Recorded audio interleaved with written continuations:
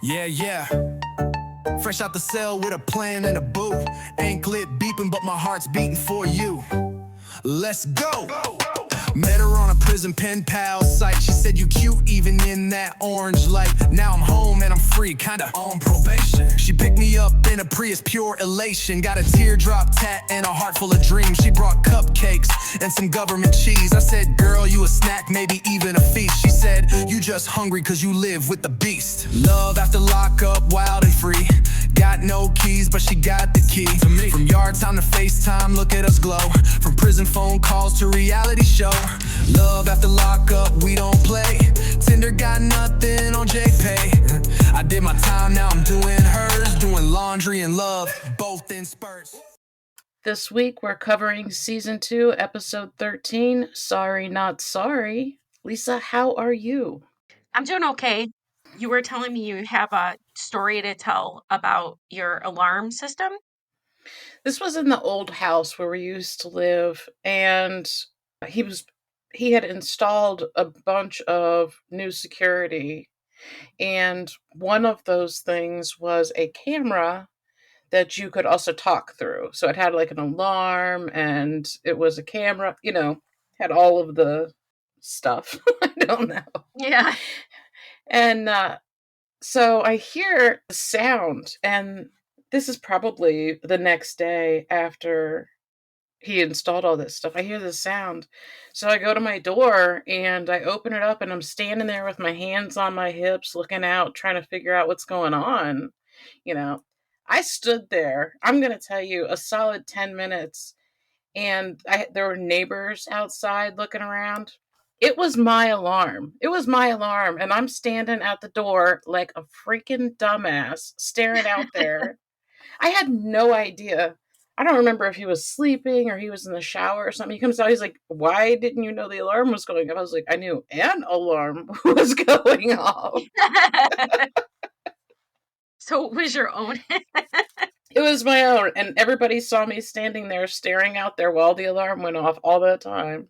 Oh my goodness. After we installed our cameras, we realized that you could set off an alarm and also talk through them to whoever, right? Mm-hmm. So when for a while, when either of us went on the patio, we were just yelling at each other through the cameras or setting off the alarm randomly for no reason. It was fun for a bit. I can never do it to anyone that comes to my door because they leave so quickly. So I Oh, have a yeah. sign on my door that basically says, don't knock, don't ring the bell. If you have business here, you know who I am and you need to call me. Basically. Because of the dogs. Yeah, it says, reactive dog, don't ring the bell and don't knock. And someone proceeded to come to the door yesterday while I'm working at home, of course. And not only did he knock, but he also rang the bell. And Oh then my once the dog goodness. started going nuts, he walked away. He was And like out of I here. even took a screenshot of it because he had a shirt with like a logo on it. And I was like, pulled up the logo and then I'm searching the logo. I'm like, who is this motherfucker? Right. And I couldn't figure out the business, but I'm sure it was a telemarketer because I'm like, if you are here and something I subscribe to, you know my phone number. Right. But yeah. Well, this week we want to thank Jamie, Gloria, and Jack for being so active in our Facebook group. We appreciate all of your participation on the content. Yeah, we're a little bit slow on our uploads, or not uploads, our posts on our social media lately because I had to go and start a new job. So my fault. But we're trying, and the more active you are, if you post things, then we'll get the notifications and we'll just interact with you. Feel free to post anything you want as long as it's after lockup related, jail related, love related, whatever. Even if it's just like reality TV related, that's fine. I have the group set up to where you are able to post. Obviously, I have some protections, so if you're posting weird stuff, it's not going to get seen. So don't even bother. We start off with Clint and Tracy, and he's heading to his parents' house. Yeah, so he says he hasn't seen Tracy in over 2 weeks, and his parents want to cut him off because of her. And that is a big ass house, man. That is a very expensive house. I don't need to see the outside, but that inside, I mean, did you see that fireplace? I wasn't paying attention, but it was a nice Oh, house. I did notice that. yeah. And we do find out that they own a business. We'll talk about that later. Right, he said that they do want to cut him off, but he told them she's, quote, real sorry. So, also, I guess. There were a couple things that I caught, and I don't know if you caught them, but I did write them down. But he was saying that Tracy's getting 2 to 2.5 years. She's getting to 2.5 years? She was gonna get 2 to 2.5 years. Oh, right, yeah. Yeah. Mom, I died. Mom asked Clint if Tracy likes prison, and she says that there's good-looking women out there who are Christian. I'm sure there are.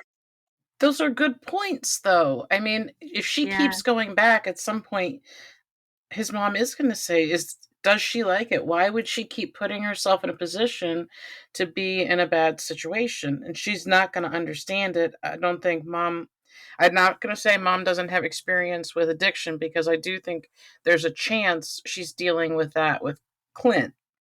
Mm-hmm.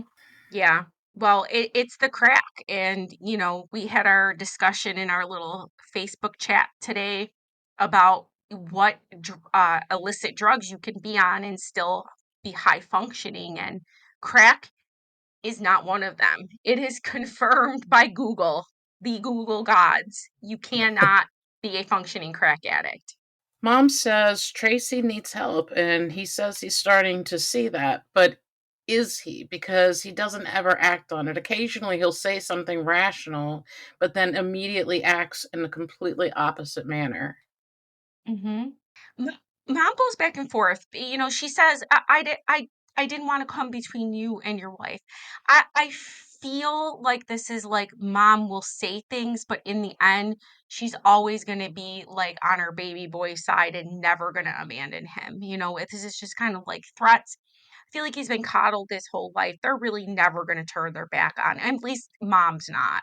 I don't know. It doesn't seem like it, but she is really upset. She is Mhm. really going through it. Yeah. And he tells her he's going to be with Tracy no matter what. Yeah. So she said, and I don't know if you caught this, she said, we haven't had to deal with this since you've been 15 years old. Haven't had to deal with something like this since you were 15 years old. And I want to know what the hell that meant. But did you catch that? No, I didn't catch that. Mm-hmm. We know he wasn't born at 15, so Right. something happened. Mm. His mom's name is Alice. But she says they can't have someone like that in the family, which is Yeah. I don't I don't know how I feel about that. I mean, it depends. It depends.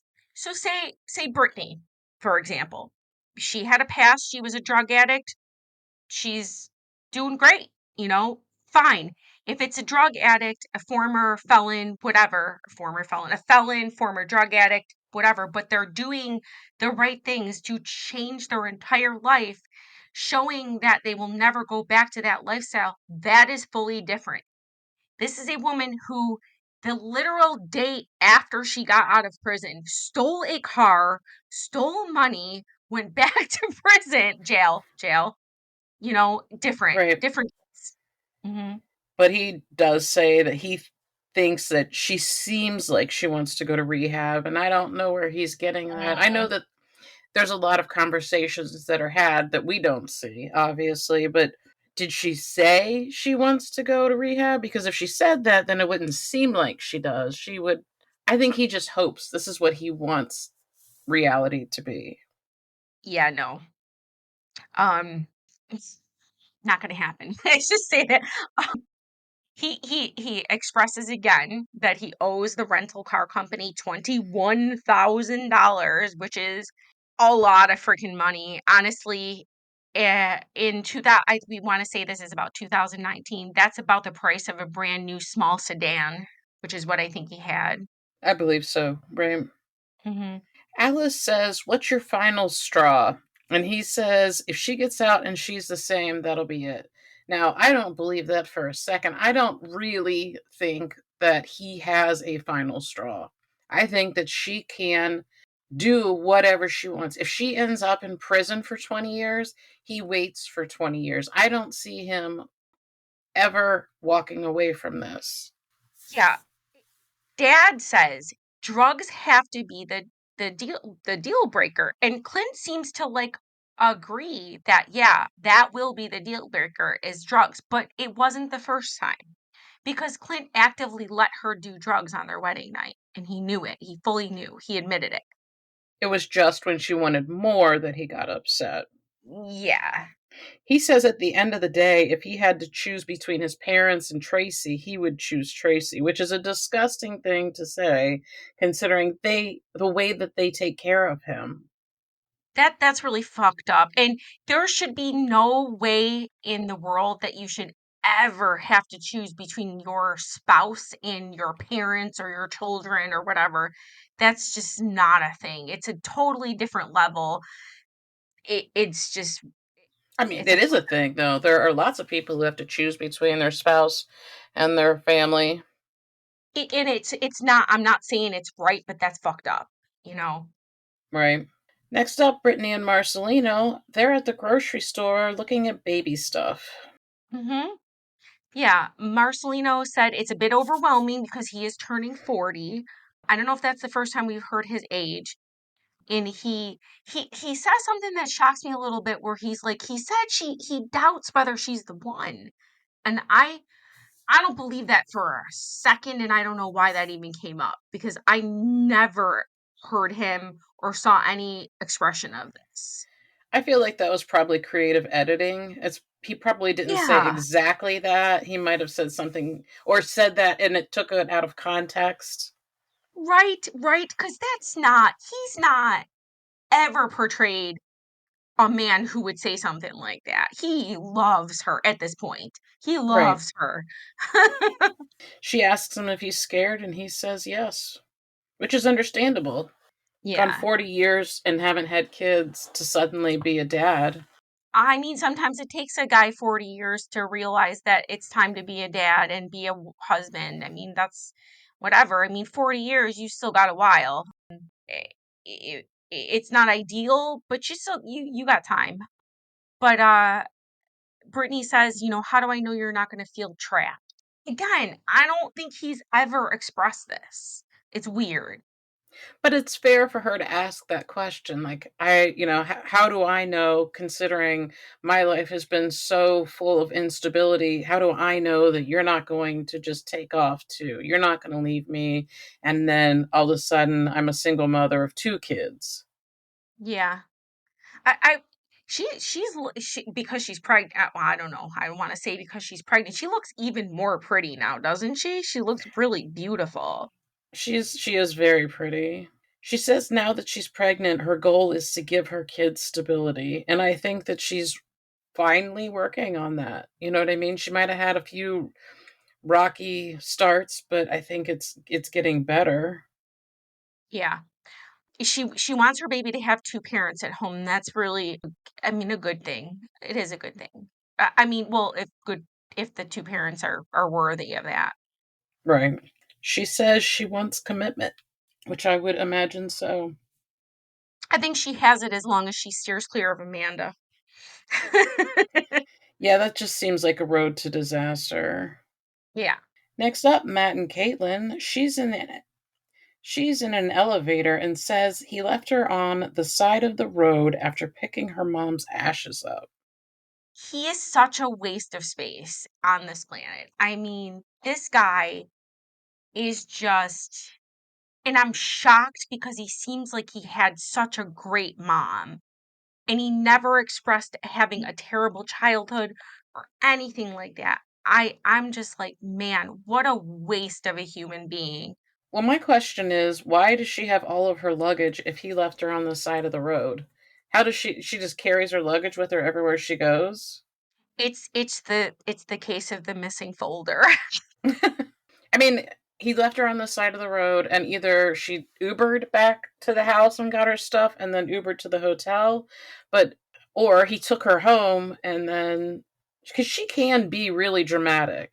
You know, She can. he left me on the side of the road when it could have been like at the stop sign down the street. You know. Yeah. She is dramatic. This woman does not belong with this type of man at all. No, they're both like yeah. She's so beautiful. She could have everything if she wanted to. Come on, man. I mean, stop. And I know looks aren't everything, but she seems smart. She seems nice. She seems like she has a good head on her shoulders. What the hell are Does you she? doing? Does she I seem think like she has a good so. head on her shoulders? Kind of. I mean, okay. In certain ways, let's just put it that way. I feel like she wants to have a normal, functioning, productive life. Now that I believe. Yeah. Oh, I feel like she needs a backseat driver though. For like Caitlin is the type of girl that needs a 50% partner in order to succeed. Do you get that from her? Yeah, I guess so. Yeah. So at this point, they've been at his mom's house for 6 weeks, and I'm sure that she is ready for them to be out. Yeah. I don't know why I was thinking that. Like, I'm like, I guarantee you that if she started pulling her weight, she probably could have just stayed with his mom Oh, I'm for a while sure. until she got on her feet if she just had pulled her weight. She calls him, but he doesn't answer. And then, as they do, when they set it up to be like, oh, I haven't done this yet, so now I'm going to immediately do it. She calls him, he doesn't answer, and then her phone rings, and it's him calling from jail. Yeah, it just so happens that he's calling from jail at that very moment. It's Right. He was yeah. charged with possession of a stolen vehicle. Yeah, and he says, okay, so she's like, I don't know if I can keep rescuing his ass. I don't think she's ever rescued him. I was confused by that. It's not she didn't rescue him. She didn't do anything to get him out of jail. He just got out of jail. To say keep rescuing implies that she's done it multiple times. So, Yeah, but did she provide him money when he was in prison? we You know what don't I mean? know. Is that the rescuing she's referring to, or is she just being dramatic again? Yeah, she's not done anything. They lived off his mom. What has she done to rescue him? Nothing. She says that he has the easy part by sitting in jail. She's over it. I don't want to sit in jail. I don't want to sit in jail either. I don't think that would be easy. I don't find that being easy. She said her two rules for him are don't cheat and don't go to jail, and we know that he's done at least one of those now. Next up, Scott and Lizzie. She has been out of prison for a little over a week now. There is so much drama going on that they are only a week out. Like they're filming Right? Matt and yeah, they're filming some of these couples 6 weeks out, but Scott and Lizzie are just over a week. Like, what the fuck? A Right. week, a goddamn week. Like, what the fuck? I was like, a week? We've got this much footage from a freaking week, man? What is going on? That's what I'm saying. So if this is like I was I'm like, okay, she's going to make Scott a prison pie because he's been treating her like a a princess. So in her infinite wisdom, her repayment for him treating her like a princess. Wow, I want to say prisoner, a princess, buying her a car, buying her thousands of dollars worth of clothing, buying her $80,000 worth of freaking drugs, whatever, is to make him a fucking prison pie. I'm like, what? What is this? And I'm like, also at the same time going, I want to taste that. To be fair, she's been in prison for 10 years. She may not have the knowledge on how to bake anything else, to make anything else for him. Yeah. And she doesn't have the money now unless he gives it to her. Although I think he would have given her money to go pick food up so that they could have a nice date. I really think that when I come to see you next, which now we've determined is probably going to be either in the fall or winter, that we should make prison food. You think so? Absolutely. 100%. Let's do it. We'll stick it on TikTok. Okay. She hasn't told him yet that she spent $2,000 with her friend, but I would imagine that he obviously can figure that part out. Yep. He also says he has not gotten up the balls to tell her that he's broke. So she hasn't told him that she spent thousands of dollars on clothing with her friend, and he hasn't told her that he doesn't have thousands of dollars of money to spend on clothing. Right. He says he hasn't done anything all day but wait for her, which is sad. It's just the dynamic in this relationship is so off, and you feel bad for Scott, but then at the same time, you're like, you put yourself in this situation, my guy. You did this to yourself. Yeah, I'm starting to feel less and less sorry for Scott as we go here. I just hate the shit that she says. She says, "I have a daughter who doesn't like you." And at that point, like that's literally like something that would get you slapped in the face. I mean, She says it to him all the time. Jasmine doesn't yeah. like you. Jasmine doesn't like you. Jasmine doesn't like her a whole lot right now either. She's not even talking to Lizzie at this point. Yeah. At one point here in my notes as I'm watching this episode, I wrote, "Is Lizzie clean?" Because do you catch her like looking like the like three-quarter eye closed kind of like like a little bit of, I mean, I've seen a lot of it, so to me it feels like she's probably not clean. I I don't don't know if you know. caught that. She looks a little, I'm gonna say quote unquote drowsy to Hmm. me, and we haven't heard that she's had any sort of rehab, and we know that in jail she was a full-blown drug addict. So I'm wondering, is she clean? Because we haven't really spoken about that. Yeah, I don't know. Hmm. He says he'll leave if she wants to spend time with Jasmine. Uh, and then she's like, no, no, no. But the part that gets me is she basically forces him to say that he doesn't want to have sex with her. Yeah, and that's so not true. It's so not true. Um, he says that all of this stress is just killing him, and I believe that it is. And disclaimer here, and spoiler alert, Scott is now deceased. And I tried to look for a cause of death, but I can't, and it doesn't say, and no one says anywhere, and you literally can't find it anywhere, but I can't put it out of my mind that stress wasn't part of the factor of whatever happened to him, whether it be a heart attack or whatever. It depends. I mean, there's no saying the time elapsed between his and Lizzie's relationship to when he actually passed. I mean, there could have been several years in between. So if they're not Hmm. together, I wouldn't associate the two. But I don't know. She calls him out for looking down when he said he didn't want sex. But what the fuck is that? If we recall, Yeah. she was going, "It's all in your head." Now, come on. At that moment, I wanted him to do the exact same thing to her. You looked down when Oh you said you gosh. didn't wanna have sex. Leave him alone. Leave that man alone. I'm not like, in my mind, I'm not seeing what the hell this man is seeing in her and what is so freaking special. I'm not getting it. I'm also not a man, but I'm not getting it. I don't know. She said to him, "Your eyes are doing something weird, and I'm sick of it." What does that even mean? Your eyes are doing something weird. So he has a wonky eye, man.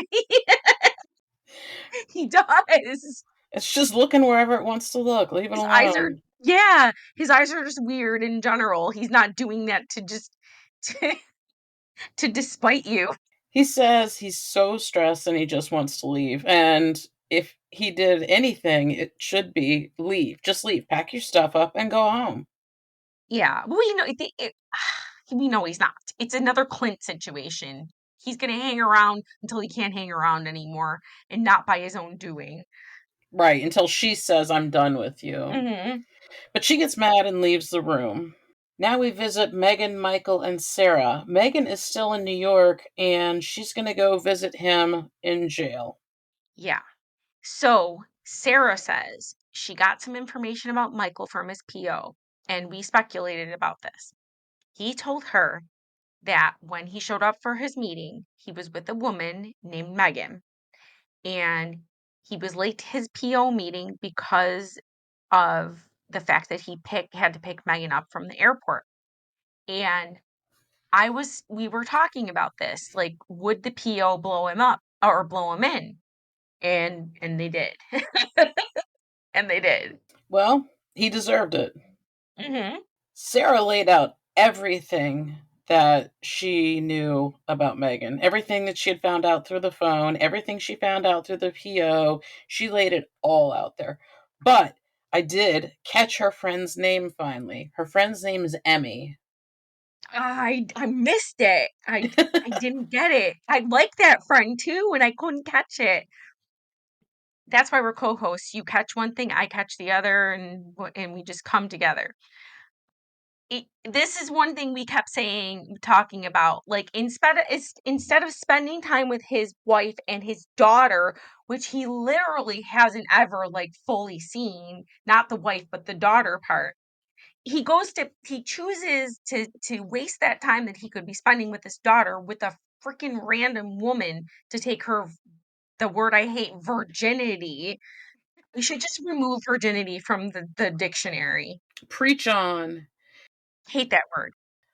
Emmy says that Michael belongs in prison and she hates him. And I agree. I am not even involved in this situation, but I agree.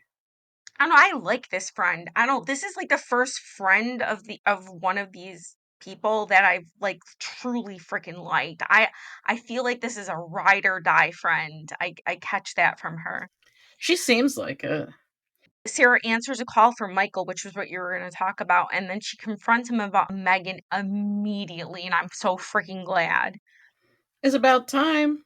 Mhm. They're building up the drama and then they cut us off and bring us back to Scott and Lizzie. And she's playing dumb and she does it so well. Yeah, it's part of her cuteness factor. I guess. She keeps interrupting him. Hmm. Like Yeah. every time he starts to talk, she interrupts him. And I was getting so angry. Yeah, he basically is like, you got to say whatever you feel, and I don't ever get to express what I feel. And Lizzie is giving off this entire time narcissist vibes for sure. And she's just like all around just a garbage human. He says that it was better when she was in prison. And that's a sad situation. But true, because you get to live the fantasy, that whole fantasy. It's great till the shit hits the fan, till real life hits. We've seen this how many times now in just 2 seasons? Next up, Brittany and Marcelino, they are on their first date, and she's expressing how worried she is about his commitment level. I don't, I think that because they did have dates while they were at the hotel, but I think that this was like their first like official like date out, and they're like on the Las Vegas strip. And I immediately told Dave, I'm like, we're going to Las Vegas next year because that has been my like the thing I've wanted to do for so many years, and I keep not going. And I so want to go. I was so jealous. I know they live there, but Yeah, we're going in March next year. what? Do Yeah. we need to go with you? So they're walking out, like they get out of their Uber or taxi or whatever, and they see a street musician. Nope. They see a street magician, and he makes a ring appear, And then Marcelino gets down on one knee. I thought that was the sweetest thing. I loved it. I loved it. It was so adorable. It was super adorable. We bounce back over to Scott and Lizzie. She had 23 cell phones in prison and spent $30,000 on them. So that's over $1,000. Obviously, we can all do math, but that's over $1,000 per cell phone. Yeah. I want to say it was to pay off people for hiding it or not blowing her in, maybe like calling cards, things like that. Probably just the markup from getting it into the prison. Yeah. Because you would have to have somebody smuggle it into the prison for you, and they're taking a risk. Yeah. So that's how she talked to Trix in prison, and she had to be smart and hide them in proper places, and then she's talking about how to hide them in her vajayjay because they're Yes, not she allowed to did. touch there. I didn't know that. I don't know about that. I wouldn't imagine they I could, but was they could have you bend over and. I thought that's what they do because I heard like people that I, Mhm. previously drove saying that they have you like literally bend over, spread your legs and cough. Maybe she So just went, you know. maybe she has a big vagina. Oh my goodness. Smuggle several phones. Back to Brittany and Marcelino. He proposes, and she obviously says yes. Yeah. She said she was surprised. I believe her because that was a creative thing to do, Yeah. He puts the ring on and he says, "Oh, it fits." And it's his grandma's ring, which is which is so cute. sweet. Yeah. Mhm. And she wore his grandma wore it for 46 years. She says she's no longer worried about the commitment, which I would assume after he proposes that, aside from him not actually marrying her, which I couldn't see, Yeah. particularly because he then asks her if they can get married before the baby's born, and she's like, yeah, sure. Mhm. She says Amanda no longer has a place in her life, but Amanda has said to her that she would take her back at a moment's notice. Yeah. This is not the kind of people you should be around. Amanda needs to if Brittany is choosing this life where she's a monogamous woman to a man, she needs to cut Amanda loose. She does. Yeah. She says that she feels like she has so much love to give, and I believe that. I feel like she is a very loving person. She just needs someone worthy of that love to receive it. Mhm. That puts us back over with Megan, Michael, and Sarah. Sarah is obviously angry, and she's confronting him, and he just asks why she's asking. He's completely evasive. I don't have time for that right now, or whatever it is he said. You Oh, got he's such a jerk. nothing but time. What are you doing? Mhm. Yeah, she says, "Let me ask you something, Michael. Did you or did you not take Megan to Niagara Falls to have sex with her in her best ebonics?" Because when Sarah gets angry, the ebonics come out. Unfortunately, that's true. I wish it wasn't. It puts Sarah like down one notch for me. It bothers me that Right? much. Yeah. She does finally tell him that she's pregnant, but she also tells him that she's going to divorce him. Yeah. And she asks if you love Megan. Oh boy. He doesn't have time to answer those questions. No. He's so ridiculous. She said Yeah. if she could have him surgically removed from her head, she would, and I have felt that before. I get that. Yes, me too. Mhm. Yep. It's like a parasite though. Mm, unfortunately. Yeah. Emily gets her to hang up on him, which is something. And Sarah says, well, why did he marry me? That is an excellent question that we also have been asking. Why even marry Sarah to begin with? Yeah. She's just in a desperation mode and she just says, I just want somebody to help me. Um and the friend is like, he just used you. For what? I'm not totally sure. I'm not sure. Well, she found naked pictures of Megan on his tablet. He Yeah, didn't even that would delete that. be it would be so I can't even I feel her pain on that. Let's just put it that way. I feel her pain. How disgusted and nauseous and heartbroken she must have felt in that moment. Oh, I'm sure. I am sure. Particularly considering everything that she has invested in him during his time in prison. She could have been out having a real relationship with a real man who would treat her decently, who would treat Aviana decently. Hmm. And she also then she finds out that she's not the only one that is like thinking she's the wife or going to be the wife, that Megan thinks she's literally going to marry him. Right. That's gotta be a fucked up feeling, knowing that you're already his wife. So she wants to confront her, Hmm. and they leave us there. Will she? Won't she? Well, let's just say there's certain times when it's worth confronting someone, and then there's times when there's not. But they have a child together, and she's also pregnant. And so at this point, confronting the other woman would make sense. Right. I There's agree. times where it doesn't matter, and there's times where it does. This is one of those times. It definitely matters.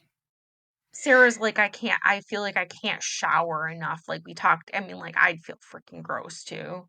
Right. Jump over to Clinton Tracy. She is calling him every day now. So she's keeping in contact with him. Yeah, that means she loves him. That means she's dedicated to this marriage. Calling from prison. Because what else is she going to do? Exactly. She asks him if his mom thinks she's a gold digger, and he's like, no. Yes, she does. But he has no gold to dig unless he's digging at the parents' fancy freaking fireplace in the living room. I mean, what's she digging for? Does she? She doesn't even know that his family. She could know that they have money because she probably knows what his family pays for him, like what bills they cover, that kind of thing. He says, she keeps bitching at him though. And I'm things like he's saying like I'm not gonna beg you, and you just want to run away, things like this. And she ended it um basically like I'm done, like and like the whole world got their wish and blah blah blah, like they're done at this point in this scene. In this scene they're done. He tells her that his feelings towards her haven't changed, but she apparently ends the conversation with her. I'm sorry, ends the relationship at that point with him. Yeah. He hangs the phone up and he throws it into the Hmm. yard.